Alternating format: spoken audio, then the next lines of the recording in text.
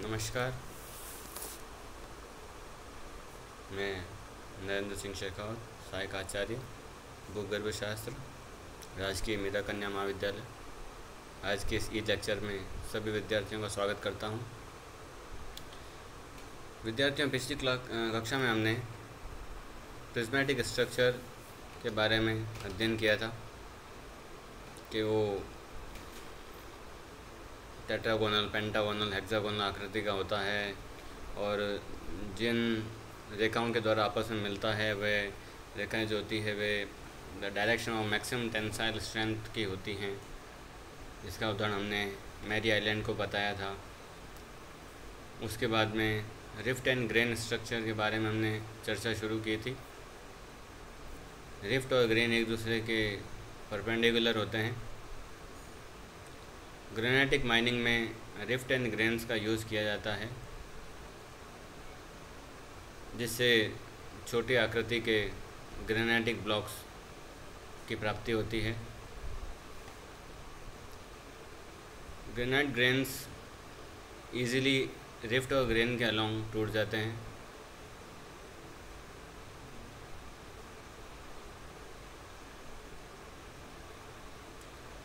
जब वे इनके अलोंग टूटते हैं तो फ्रैक्चर जो होता है वह अनियमित आकृति का होता है और उसे हार्डवे कहते हैं।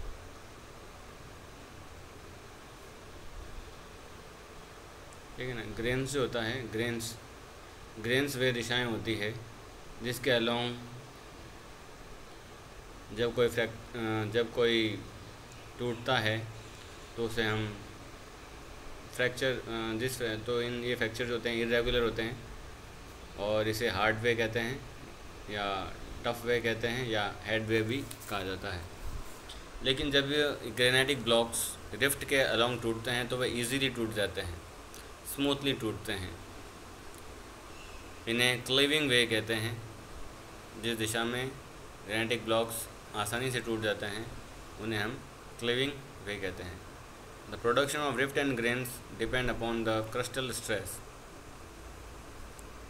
रिफ्ट एंड ग्रेन की उत्पत्ति जो होती है वह क्रिस्टल यानी कि जो भूपरिपटि है उस पर जो प्रतिबल लग रहे हैं उन पर भी निर्भर करती है। That were in operation at the time of consolidation of granite, जो कि ग्रेनाइट के कंसोलिडेशन के समय उस पर कार्य करते हैं। These things are developed due to the alignment of mica and crystallization of quartz. इनका निर्माण माइका के अभिविन्यासित होने तथा क्वार्ट्ज के क्रिस्टलाइजेशन के कारण होता है। अब हम इग्नियस चट्टानों के टेक्सचर के बारे में बात करेंगे। Texture is the intimate mutual relationship of mineral constant and glassy matter present in a rock.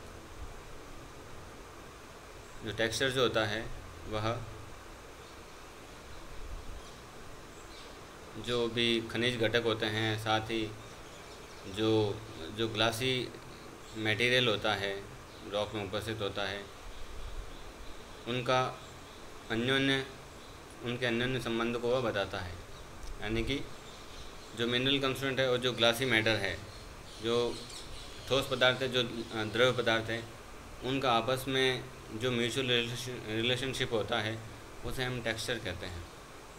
Micro structure develop due to the combination of 2 और मोर टेक्सचरल एग्रीगेट्स। 2 या 2 से अधिक टेक्सचर के आपस में मिलने से सूक्ष्म संरचनाओं या माइक्रो स्ट्रक्चर का निर्माण होता है। Any texture it describe as following. किसी भी टेक्सचर को हम निम्न बातों के द्वारा उल्लेखित करते हैं या उसका वर्णन करते हैं। प्रथम है क्रिस्टलिनिटी, यानी कि डिग्री ऑफ क्रिस्टलाइजेशन कितना है उस चट्टान का जिसमें हम टेक्सचर देखने जा रहे हैं। या क्रिस्टलाइजेशन बहुत अच्छा हुआ है या मध्यम श्रेणी का हुआ है या बिल्कुल नहीं हुआ है या उसमें केवल ग्लास ही पाया जा रहा है। दूसरा है grain and granularity, absolute size of crystal shape crystal. Granularity किसे कहते हैं? क्रिस्टल की जो एब्सोल्यूट साइज होती है उसे ही हम ग्रेन कहते हैं या ग्रेनुलैरिटी कहा जाता है। इसमें तीसरा वर्ड है, तीसरा जो है shape of the crystal and mutual relationship of crystal. ठीक है, इन दोनों को सम्मिलित रूप से हम फैब्रिक कहते हैं। ठीक है, तो किसी टेक्सचर में चार बातें आती हैं, क्रिस्टलिनिटी यानी डिग्री ऑफ क्रिस्टलाइजेशन कितना है, ग्रेनुलैरिटी एब्सोल्यूट साइज ऑफ ग्रेन क्या है, shape of the crystal crystal का शेप क्या है, और साथ ही क्रिस्टल के म्यूचुअल रिलेशनशिप क्या है। अंतिम दो जो होते हैं, तीसरा और चौथा बिंदु, उनको सम्मिलित रूप से हम जो भी चट्टान होती है उसका फैब्रिक कहते हैं। The shape and mutual relationship of crystal together are called as fabric. Texture can be regarded as function of crystallinity, granularity and fabric. ठीक है, तो टेक्सचर में क्या क्या आ जाएंगे? क्रिस्टलिनिटी आती है, ग्रेनुलैरिटी आती है, और तीसरा चौथा आपस में मिल करके फैब्रिक जो निर्माण करते हैं, वो तीनों मिल करके टेक्सचर का निर्माण करते हैं। फिर हम बात करते हैं क्रिस्टलिनिटी की। क्रिस्टलिनिटी क्या होती है? डिग्री ऑफ क्रिस्टलाइजेशन क्या होता है? कि किसी भी चट्टान के अंदर जो अनुपात होता है क्रिस्टलाइज और नॉन क्रिस्टलाइज कंस्टिट्यूएंट्स का, उसी अनुपात को हम क्रिस्टलिनिटी कहते हैं। Holo crystalline, rock has complete crystal. ठीक है ना, रॉक में कंप्लीट क्रिस्टल्स पाए जाते हैं। यदि होलो क्रिस्टलाइन, होलो का मतलब होता है संपूर्ण, और क्रिस्टलाइन का मतलब होता है क्रिस्टलिनिटी। ठीक है, तो उसे हम होलो क्रिस्टलाइन कहते हैं। Holo hyaline, rock is mainly glassy है। होलो मतलब संपूर्ण और हाईलाइन मतलब ग्लास। ठीक है, चट्टान में मुख्य रूप से ग्लास ही पाया जा रहा है। हाइपो, मीरो या hemi crystalline, rock has partly crystal and partly glass.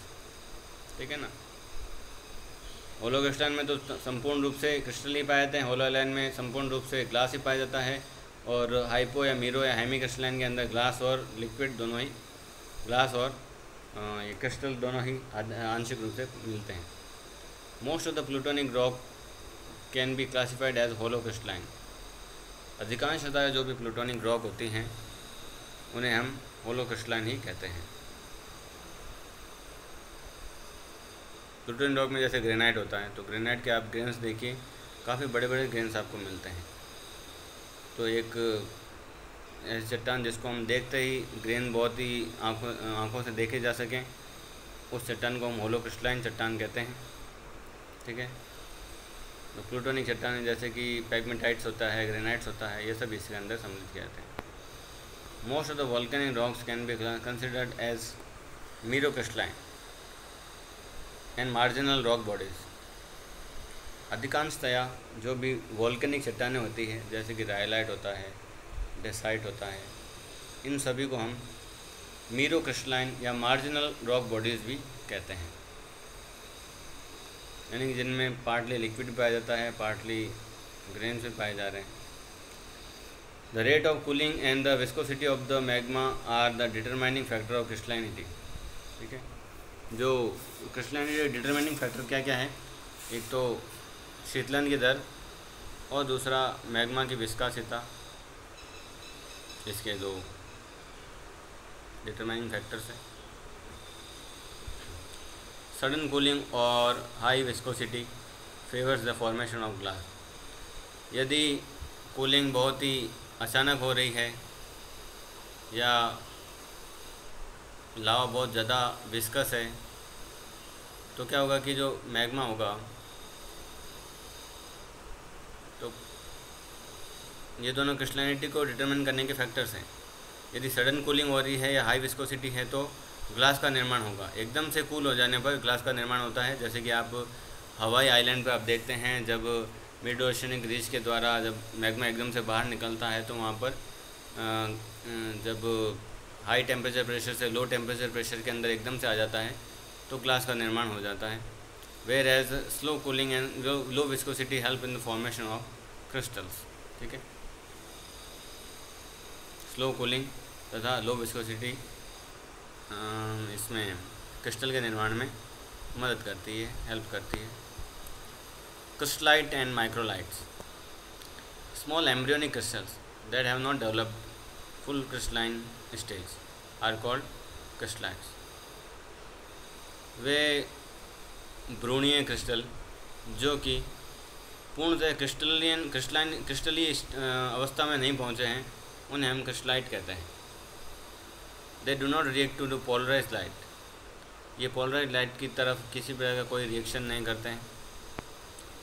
फिर है microlite, these are slightly longer body that can be identify as minute crystals. Microlite जो होते हैं ना, वे आंशिक रूप से हल्के से लंबी बॉडीज़ होती हैं that can be identify as minute crystals, जिनको माइन्यूट क्रिस्टल के रूप में हम आइडेंटिफाई करते हैं। These properly can also be determined and the mineral can be identified। इसको आसानी से पहचाना जा सकता है, डिटरमाइन किया जा सकता है, साथ ही मिनरल को भी हम पहचान सकते हैं इनके आधार पर। These are usually needle shape और exhibit the crystal outline। इनकी जो आकृति होती है निडल की आकृति होती है और क्रिस्टल आउटलाइन शो करते हैं। ग्लोबुलाइट, these are minute spherical drops containing iron oxide।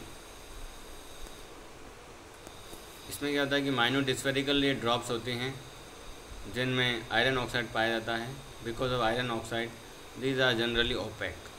Iron oxide के कारण ये ओपेक ही होते हैं, क्योंकि आयरन के जो और मिनरल होते हैं अधिकांशतया ब्लैक ही दिखाई देते हैं। Sometime globulite will be arranged along a line, the structure is called margarite. जब ग्लोबुलाइट एक लाइन में अरेंज हो जाते हैं तो उस संरचना को हम मार्गराइट कहते हैं।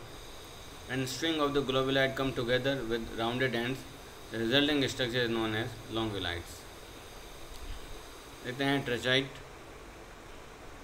ट्रेचा मतलब होता है filamentous hair like which start from a common centre.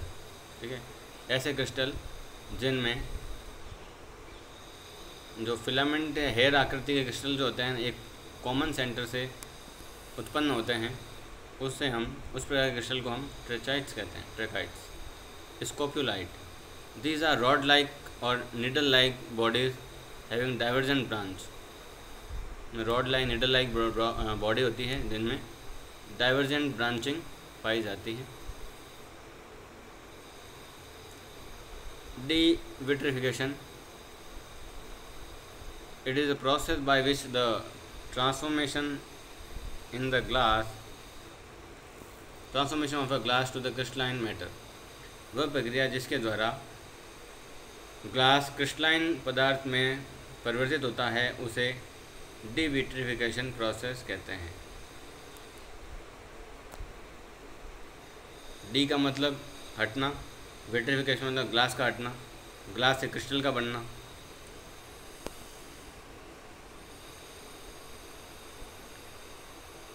Chemistry में भी ये वर्ड आता है डिहाइड्रोजिनेशन।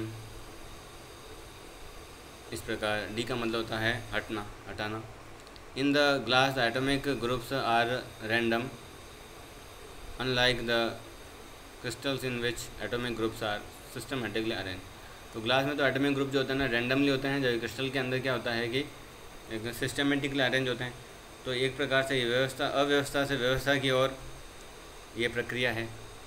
ग्लास एक सुपरकूल्ड लिक्विड होता है, मटेरियल है ऑफ ए वॉल्केनिक नेचर।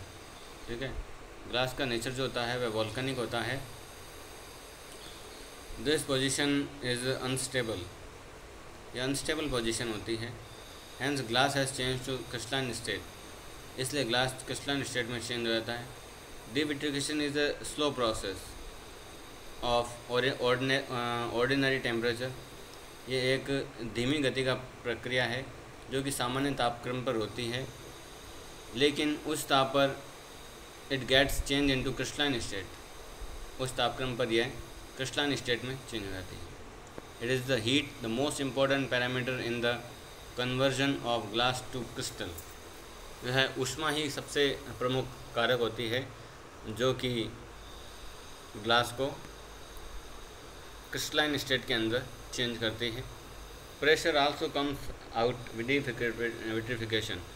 डिविट्रिफिकेशन में प्रेशर भी एक महत्वपूर्ण भूमिका निभाता है।